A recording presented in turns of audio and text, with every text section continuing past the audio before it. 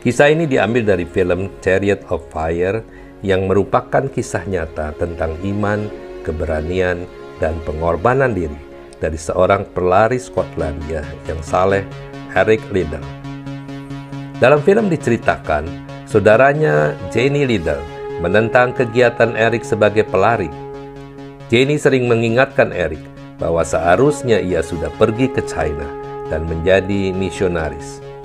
Namun Eric berhasil membujuk Jenny, katanya, "Saya diciptakan untuk suatu tujuan, dan tujuan itu adalah untuk China, tetapi Tuhan juga membuat saya berlari cepat.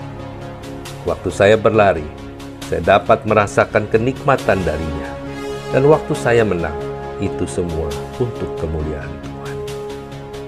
Kalau saya berhenti berlari, berarti saya sudah menahan talenta yang Tuhan berikan untuk kemuliaan-Nya." Motivasi Eric adalah berlari untuk kemuliaan Tuhan. Puncak karirnya adalah Olimpiade 1924 di Paris. Saat sedang berada dalam kapal menuju Paris, Eric mendapat kabar bahwa lomba lari 100 meter akan diadakan pada hari Minggu.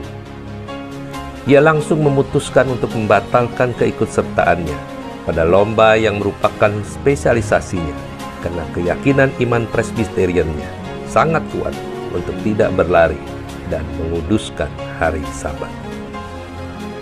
Eric tidak ragu sedikit pun dengan keputusannya.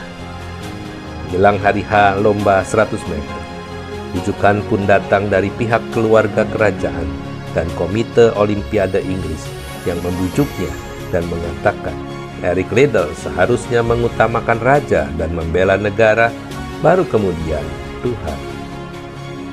Akibat keputusannya ini, Eric dikecam seluruh media Inggris, dicemooh karena dianggap tidak patriotis dan nasionalis. Eric dikritik sebagai pengkhianat karena mengutamakan Tuhan daripada negara. Dengan pertolongan Lindsay, salah seorang pelari perwakilan Inggris juga, akhirnya Eric bertukar kompetisi. Eric yang awalnya terdaftar sebagai peserta dalam pertandingan lari 100 meter, ditukar menjadi 400 meter. Para peserta lainnya menganggap rendah Eric karena kurangnya persiapan, dan ia jelas-jelas tidak siap untuk berlari 400 meter. Bagian yang paling mengharukan saat Eric berhasil memenangkan pertandingan lari 400 meter dan menyumbangkan 1 medali emas lainnya untuk kerajaan Inggris.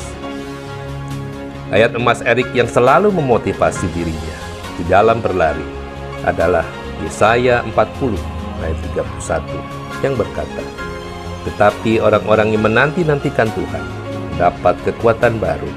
Mereka seumpama Raja Wali yang naik terbang dengan kekuatan sayapnya. Mereka berlari dan tidak menjadi lesu. Mereka berjalan dan tidak menjadi lelah." Setelah memenangkan medali emas pada Olimpiade 1924 tersebut, Eric tetap menjalankan panggilan hidupnya untuk menjadi misionaris di China. Saudara, Eric mengajar kita untuk taat dan mengembangkan seluruh potensi yang kita miliki dengan maksimal bagi kemuliaan-Nya. Karena sesuai firman-Nya di Kolose 3 ayat 23 berkata, "Dan segala sesuatu apapun yang kamu lakukan, kerjakanlah dengan segenap jiwa seperti kepada Tuhan dan bukan kepada manusia." Amin.